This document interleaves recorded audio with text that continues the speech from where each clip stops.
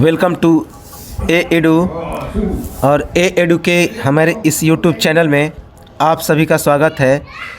तो हम लोग मॉडर्न हिस्ट्री ऑफ इंडिया के अंतर्गत क्रांतिकारी चरण, उदारवादी चरण समाप्त कर दिए थे और अब हम लोग आते हैं गांधीवादी चरण।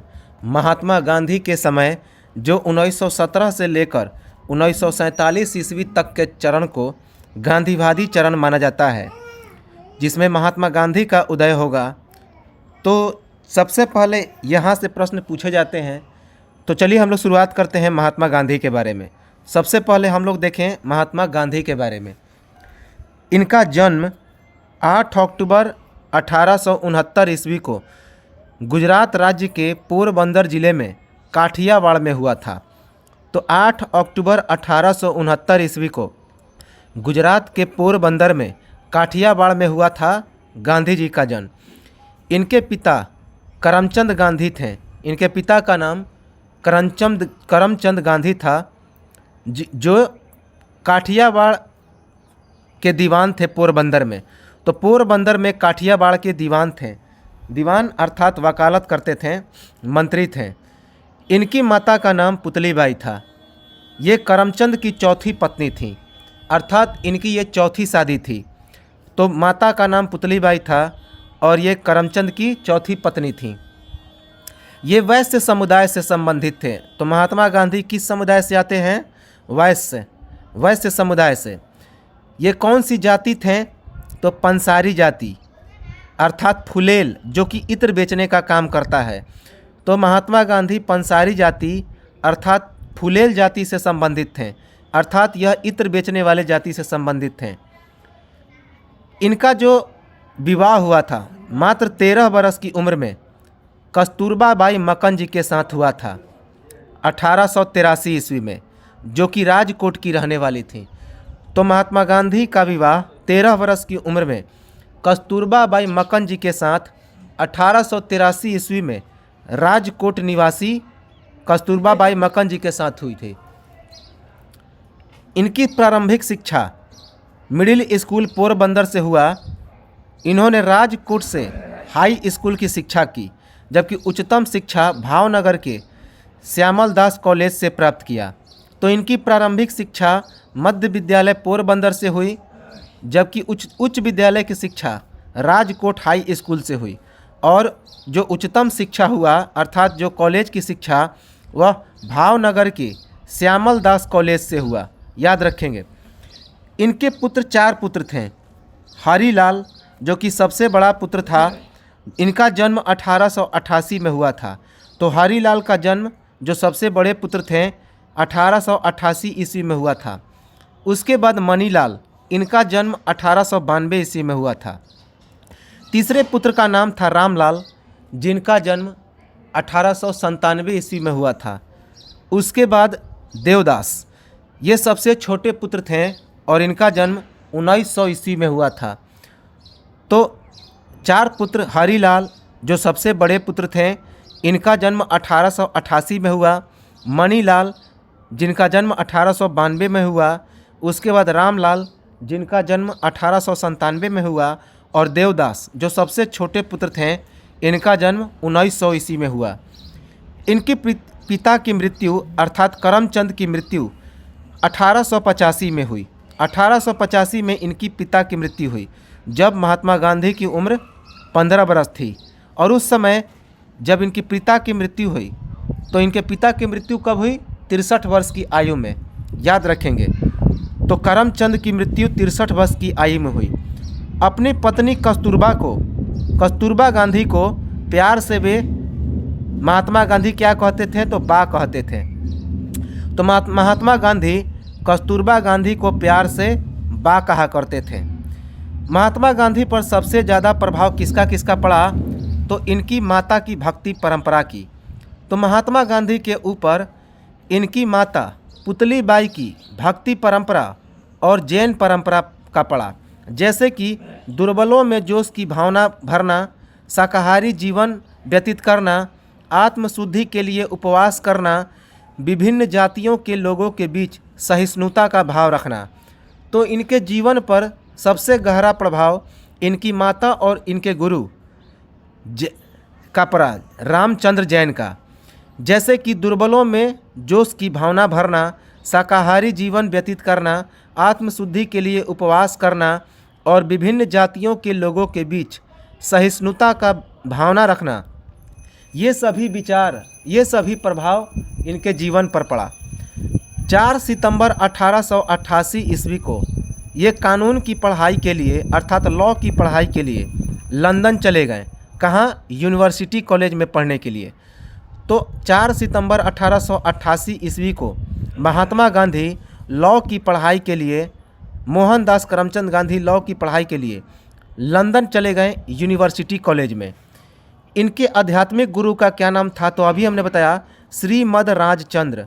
तो श्रीमद राजचंद्र जो कि एक जैन मुनि थे, तो इनके जीवन पर बहुत गहरा प्रभाव पड़ा था।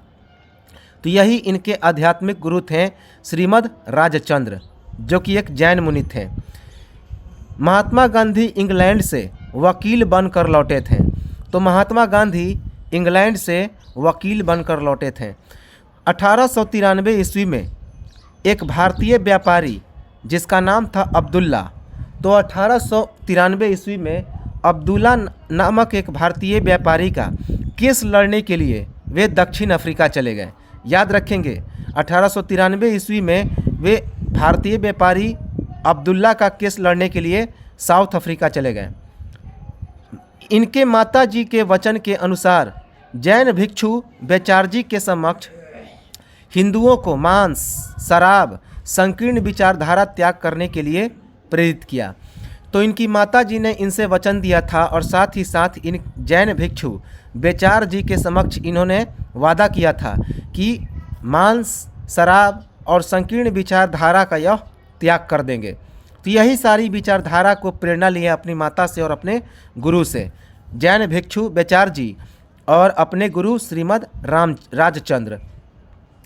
नृत्य कक्षाओं में जाने का अनुभव प्राप्त किया तथा अंग्रेजी रीति रिवाजों का भी इन्होंने अपनाया। तो नृत्य कक्षाओं में भी इन्होंने क्या किया?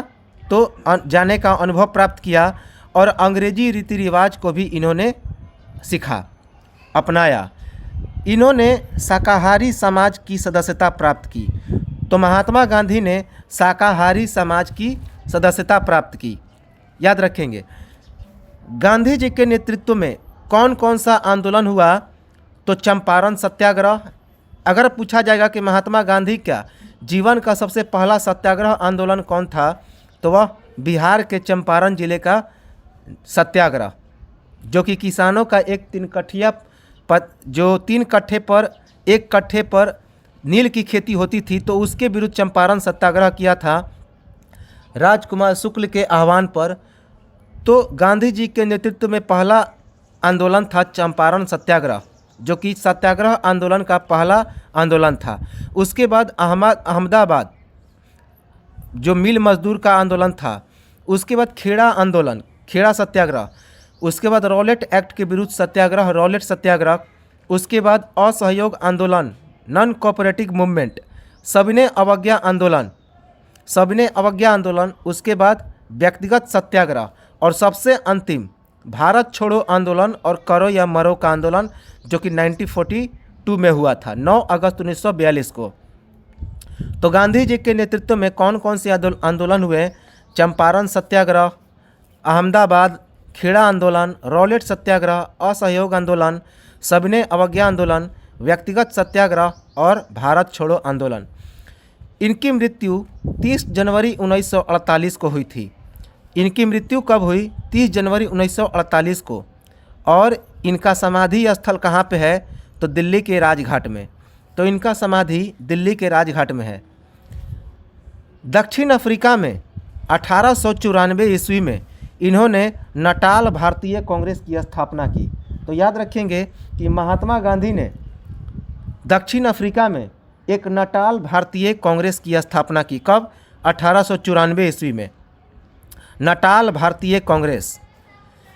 1894 ईस्वी में ही महात्मा गांधी ने दक्षिण अफ्रीका में इंडियन ओपिनियन नामक पुस्तक लिखा। तो बहुत इंपॉर्टेंट है कि इंडियन ओपिनियन नामक पुस्तक की रचना किसने की? तो 1894 में महात्मा गांधी ने 1875 ईस्वी में लंदन में थियोसॉफिकल सोसाइटी के प्रभाव में आकर पश्चिमी सभ्यता और बचपन में मिली हिंदू मान्यताओं की सीख मिली, जो इनकी माता पुतली बाई ने बताया था। तो 1875 ईस्वी में लंदन में थियोसॉफिकल सोसाइटी के प्रभाव में आकर वे पश्चिमी सभ्यता को भी अपनाना शुरू कर दिए और बचपन में इनकी माता के द्वारा, माता पुतली बाई के द्वारा हिंदू मान्यताओं की भी सीख मिली थी, तो इसको भी उन्होंने अब बरकरार रखा था। 1889 से लेकर 1891 ईस्वी तक महात्मा गांधी ने लंदन में वकालत की पढ़ाई की, अर्थात लॉ की पढ़ाई की। कहाँ पे? तो इनर टेम्पल में। तो इनर टेम्पल में 1889 से 1891 ईस्वी तक महात्मा गांधी ने लंदन में वकालत की पढ़ाई की।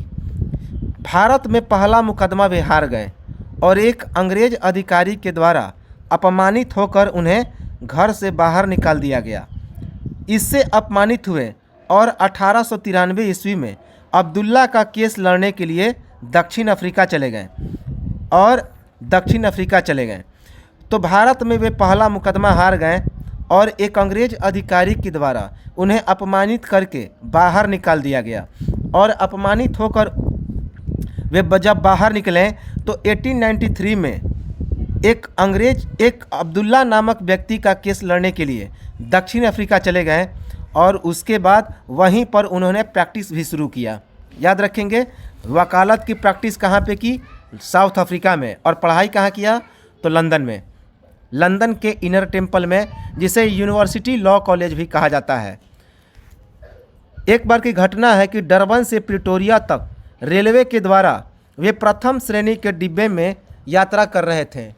तो यात्रा करने के दौरान मोरित्सबर्ग स्टेशन पर एक गोरा के द्वारा एक डब्बे से उतार दिया गया, एक पुलिस की सहायता से, इन्हें धक्का देकर। तो एक बार वे प्रथम श्रेणी के डिब्बे में डरबन से प्रिटोरिया तक रेलवे में यात्रा कर रहे थे और वह जो डब्बा था वह उसमें केवल गोरे लोग बैठे थे, प्रथम श्रेणी का डब्बा था, तो इनके पास टिकट भी था। तो यात्रा करने के दौरान इन्हें मोरित्सबर्ग स्टेशन पर, जिसे सेंट पीटर्सबर्ग स्टेशन भी कहा जाता है, तो एक गोरा के द्वारा पुलिस की सहायता से धक्का देकर उस डब्बे से उतार दिया गया। याद रखेंगे, यह घटना है डरबन से प्रिटोरिया तक के जाने के दौरान मोरित्सबर्ग स्टेशन में। 1906 ईस्वी में महात्मा गांधी ने एशियाटिक रजिस्ट्रेशन एक्ट का विरोध किया और इस अधिनियम को समाप्त करने के लिए अपना एक शिष्टमंडल इंग्लैंड में भेजा। तो दक्षिण अफ्रीका में रंग भेद की नीति के विरोध के कारण कई बार उन्हें जेल में भी डाला गया। तो दक्षिण अफ्रीका में रंग भेद की नीति के कारण वे कई बार जेल भी गए। और इन्होंने एक टोल्स्टॉय फर्म की भी स्थापना की। दक्षिण अफ्रीका में अपने सहयोगी जर्मन शिल्पकार कालेन बाख की मदद से इन्होंने दक्षिण अफ्रीका में टोल्स्टॉय फर्म की स्थापना की और 1894 ईस्वी से ये वहीं पर रहने भी लगे।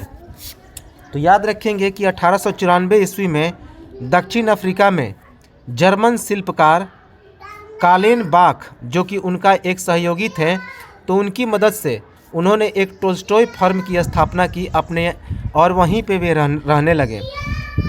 याद रखेंगे, और रंग भेद की नीति के कारण वहाँ पे नस्ल भेद और रंग भेद की काफ़ी नीति था, गोरा और काला, तो इसी कारण उन्हें कई बार जेल में भी जाना पड़ा।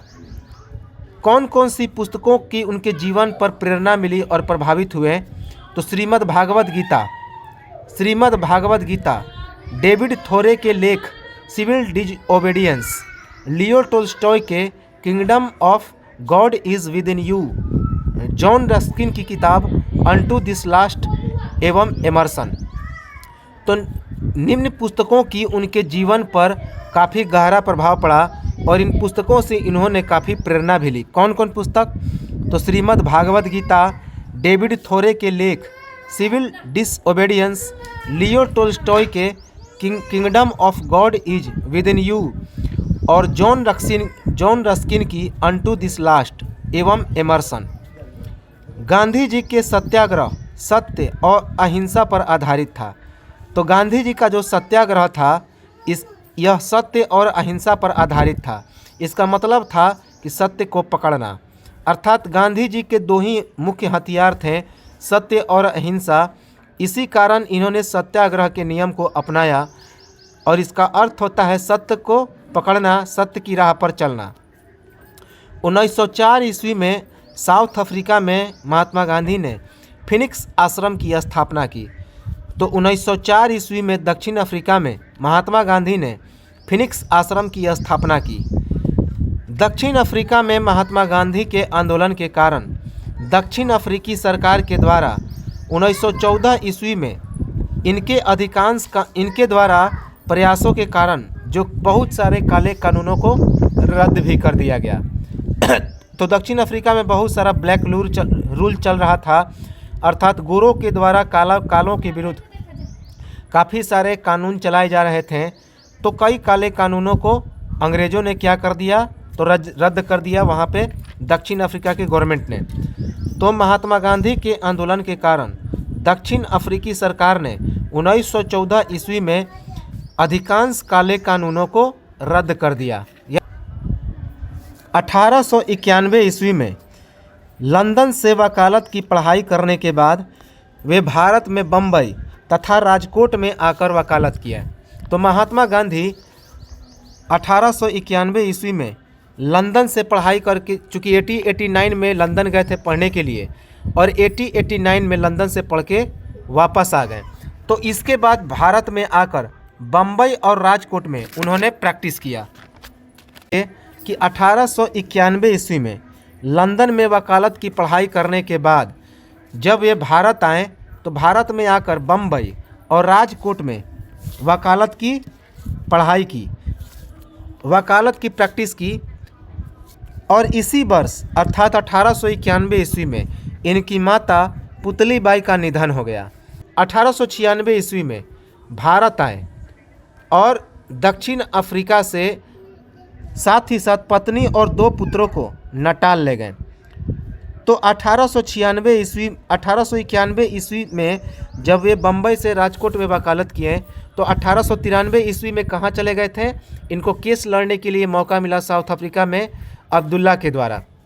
तो अब्दुल्ला का केस लड़ने के लिए साउथ अफ्रीका चले गए, लेकिन 3 बरस के बाद वे दक्षिण अफ्रीका से फिर भारत आए और अपने 2 पुत्रों और अपनी पत्नी को नटाल ले गए।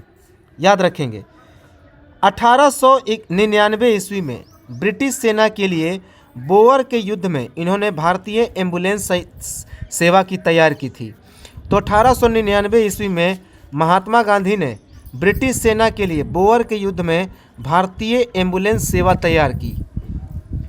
1901 ईस्वी में दक्षिण अफ्रीका से वे स्वदेश लौटे और भारतीयों को आश्वासन दिया कि जब भी उनकी आवश्यकता वे महसूस करेंगे तो वे वापस लौट आएंगे। तो 1901 ईस्वी में दक्षिण अफ्रीका से महात्मा गांधी स्वदेश लौटे और भारतीयों को आश्वासन दिया कि जब भी मेरी आवश्यकता पड़ेगी तो मैं दक्षिण अफ्रीका से लौट आऊँगा। 1902 ईस्वी में भारतीय समुदाय के द्वारा बुलाए जाने पर वे पुनः दक्षिण अफ्रीका से वापस आ गए। तो 1902 ईस्वी में भारतीय समुदाय के द्वारा उन्हें वापस बुलाया गया और वे पुनः वापस चले आए। फिर 1903 ईस्वी में वे वापस चले गए और वापस जाने के बाद जोहानसबर्ग में उन्होंने वकालत का अपना दफ्तर खोल दिया और वहीं पर पुस्तक इंडियन ओपिनियन की भी रचना की और साथ ही साथ एक संस्था की भी रचना की जिसका नाम था इंडियन ओपिनियन। और उसी संस्था के माध्यम से उन्होंने इंडियन ओपिनियन नामक पुस्तक भी लिखा। तो इंडियन ओपिनियन की रचना कहाँ पे की महात्मा गांधी ने? साउथ अफ्रीका में 1904 ईस्वी में। इंडियन ओपिनियन एक संस्थान की भी स्थापना की, अर्थात वह महात्मा गांधी का दफ्तर था कहाँ पे? जोहानसबर्ग में 1903 में। और इसी 1903 में संस्थान में 1 बरस के बाद 1904 ईस्वी में इंडियन ओपिनियन नामक इन्होंने पत्रिका का भी प्रकाशन किया। 1906 ईस्वी में जुलू विद्रोह के दौरान इन्होंने भारतीय एम्बुलेंस सेवा की तैयार की थी और एशियाटिक ऑर्डिनेंस के विरुद्ध जोहानसबर्ग में प्रथम सत्याग्रह अभियान आरंभ किया। तो पहला इनका सत्याग्रह कौन सा था?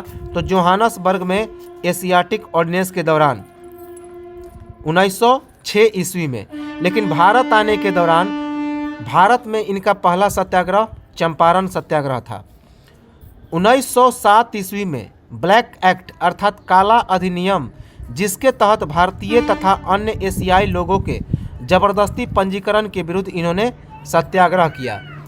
तो 1907 ईस्वी में ब्लैक एक्ट अर्थात काला अधिनियम के विरुद्ध इन्होंने क्या किया? तो सत्याग्रह किया। इस एक्ट के अनुसार जो काले लोग थे अर्थात जो भारतीय थे अर्थात जो एशियाई लोग थे उनका ज़बरदस्ती पंजीकरण कराया जाता था, अर्थात उनके विरुद्ध गोरों को द्वारा एक कानून पारित किया गया था जिसके कारण वे ज़बरदस्ती क्या होते थे? तो देश में एक अलग जगह बनने के लिए, अलग समुदाय बनाने के लिए उन पर पंजीकरण किया जाता था, रजिस्ट्रेशन कराया जाता था। तो इसी रजिस्ट्रेशन के विरुद्ध उन्होंने कौन सा सत्याग्रह किया? तो एशियाटिक ऑर्डिनेंस। इसके बाद 1908 ईस्वी में सत्याग्रह के लिए पहली बार जोहानसबर्ग में उन्हें कारावास का दंड मिला, लेकिन यह आंदोलन जारी रहा और द्वितीय सत्याग्रह में पंजीकरण प्रमाण पत्र जलाए गए और पुनः इन्हें कारावास का दंड मिला। तो 1908 ईस्वी में एशियाटिक ऑर्डिनेंस के विरुद्ध सत्याग्रह के लिए अर्थात काला कानून के विरुद्ध सत्याग्रह के लिए इन्हें पहली बार जोहानसबर्ग के कारावास में दंड मिला, लेकिन फिर भी यह आंदोलन जारी रहा और एक बार फिर से द्वितीय सत्याग्रह प्रारंभ हो गया।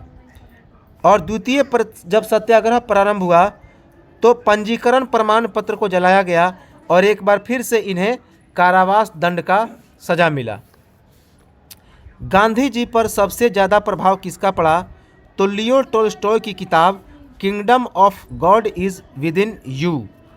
तो गांधी जी पर सबसे ज़्यादा प्रभाव पड़ा लियो टोल्स्टॉय की किताब kingdom of God is with in you का।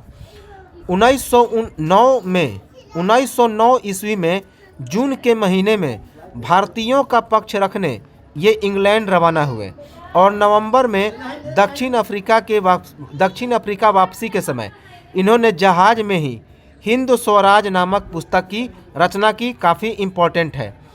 तो हिंद स्वराज की रचना किसने की? महात्मा गांधी ने, जब वे दक्षिण अफ्रीका से इंग्लैंड जा रहे थे 1909 ईस्वी में भारतीयों का पक्ष रखने के लिए, जिसमें स्वराज और सत्याग्रह का वर्णन है। तो इस हिंद स्वराज में स्वराज और सत्याग्रह का वर्णन है। जहाज में ही इन्होंने यह किताब लिखा था। 1910 ईस्वी में जोहानसबर्ग के निकट इन्होंने टोल्स्टॉय फॉर्म की स्थापना की।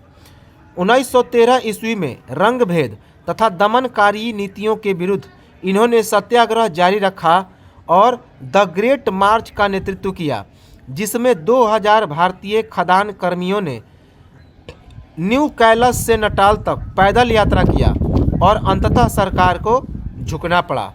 तो काफ़ी इम्पोर्टेंट है कि 1913 ईस्वी में रंगभेद तथा दमनकारी नीतियों के विरुद्ध महात्मा गांधी ने अपना सत्याग्रह जारी रखा और द ग्रेट मार्च का नेतृत्व किया। द ग्रेट मार्च, जिसमें 2000 भारतीय खदान कर्मियों ने, जो खान के अंदर काम करते थे कर्मी, तो उन्होंने न्यू कैलस से नटाल तक पैदल यात्रा की और अंततः सरकार को झुकना पड़ गया। याद रखेंगे। इसके बाद 9 जनवरी 1914 ईस्वी में गांधी समरस समझौते के द्वारा इस समस्या का समाधान हुआ। तो यह जो रंग भेद की नीति था, इस समस्या का समाधान महात्मा गांधी और समरस के बीच जो समझौता हुआ 1940 में, जिसके बाद गांधी जी भारत वापस आ गए और स्वदेश लौटते समय इंग्लैंड में एक भारतीय अस्पताल इकाई की भी स्थापना की, जिसके लिए उन्हें वापस जाने पर कैसरे हिंद का स्वर्ण पदक दिया गया। तो काफ़ी इम्पोर्टेंट है। यही कैसरे हिंद जालियांवाला बाग हत्याकांड के बाद महात्मा गांधी ने अंग्रेज़ों को रिटर्न में दे दिया था, लौटा दिया था। तो 1914 ईस्वी में गांधी समरस समझौते के तहत रंग भेद की नीति जो था उस समस्या का समाधान हुआ, जिसके बाद गांधी जी भारत वापस आ गए और स्वदेश लौटते समय इंग्लैंड में एक भारतीय अस्पताल इकाई की स्थापना की, जिसके लिए उन्हें वापस जाने पर कैसरे हिंद का स्वर्ण पदक दिया गया। किसके द्वारा? अंग्रेजों के द्वारा। तो यह पूछा गया है कि कैसरे हिंद की उपाधि किसे मिली? तो महात्मा गांधी को अंग्रेजों के द्वारा। 9 जनवरी 1915 ईस्वी को ये परमानेंटली भारत आ गए। तो याद रखेंगे कि 9 जनवरी 1915 ईस्वी को ये अस्थायी रूप से गांधी जी भारत वापस आ गए, अर्थात ये स्वदेश लौट गए अस्थायी रूप से। इसी कारण चूँकि गांधी जी प्रवास से भारत आए थे, तो इसी कारण इन्हें सबसे बड़ा प्रवासी माना गया। तो इसीलिए 9 जनवरी को राष्ट्रीय प्रवासी दिवस मनाया जाता है, अर्थात कुल 21 बरस के बाद वे प्रवास से भारत लौटे थे। तो यह पूछा जाता है कि कितने बरस बाद महात्मा गांधी भारत वापस आए थे? तो कुल 21 बरस बाद 1915 ईस्वी को 9 जनवरी 1915 ईस्वी के वे अस्थायी रूप से भारत आ गए थे। इसी कारण चूँकि वे प्रवास से होकर भारत आए थे, तो सबसे बड़ा प्रवासी महात्मा गांधी को माना जाता है। इसीलिए प्रत्येक वर्ष 9 जनवरी को राष्ट्रीय प्रवासी दिवस मनाया जाता है। फरवरी 1916 ईस्वी में बनारस हिंदू विश्वविद्यालय में उन्होंने उद्घाटन भाषण दिया। तो याद रखेंगे कि फरवरी 1916 ईस्वी में बनारस हिंदू विश्वविद्यालय में उन्होंने उद्घाटन भाषण दिया। जब बनारस हिंदू विश्वविद्यालय का उद्घाटन हो रहा था, तो फरवरी 1916 ईस्वी में उन्होंने उद्घाटन में भाषण दिया। 1916 ईस्वी को ही अहमदाबाद में साबरमती नदी के किनारे कोचक में सत्याग्रह आश्रम की उन्होंने स्थापना की। तो बहुत इम्पोर्टेंट है कि महात्मा गांधी का जो आश्रम था वह कहाँ पे था? तो अहमदाबाद में साबरमती नदी के किनारे कोचक नामक स्थान में उन्होंने एक आश्रम की स्थापना की, जिस आश्रम का क्या नाम है? तो सत्याग्रह आश्रम 1916 ईस्वी में। सत्याग्रह को कैसे निष्क्रिय प्रतिरोध से अलग किया जाए, गांधी जी को इस बात से चिंता थी। तो गांधी जी को इस बात से चिंता थी कि सत्याग्रह को कैसे निष्क्रिय प्रतिरोध से अलग किया जाए, क्योंकि सत्याग्रह एक अलग टेक्निक था जिसमें उपवास, हिजरत, बंदी और हड़ताल प्रमुख होता था। तो काफ़ी इम्पोर्टेंट फैक्ट है कि सत्याग्रह गांधी जी को क्या चिंता थी? गांधी जी को चिंता थी कि निष्क्रिय प्रतिरोध को सत्याग्रह से कैसे अलग किया जाए, क्योंकि सत्याग्रह एक अलग तकनीक था जिसमें उपवास, हिजरत, बंदी और हड़ताल प्रमुख होता था। इसके बाद इनके राजनीतिक गुरु के बारे में पूछा जाए कि महात्मा गांधी के राजनीतिक गुरु कौन थे, तो महात्मा गांधी के राजनीतिक गुरु गोपाल कृष्ण गोखले थे। महात्मा गांधी के राजनीतिक गुरु कौन बने? तो गोपाल कृष्ण गोखले। गोपाल कृष्ण गोखले की ही सलाह पर 1915 से 1916 तक ये 2 बार भारत भ्रमण के लिए आए। तो हमने बताया था कि एक बार 1896 ईस्वी में भी भारत ये आए थे और 1909 ईस्वी में भी वे भारत वापस आए थे।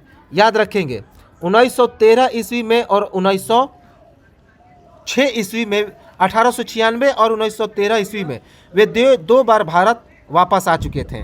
किसके सलाह पर? तो गोपाल कृष्ण गोखले की सलाह पर।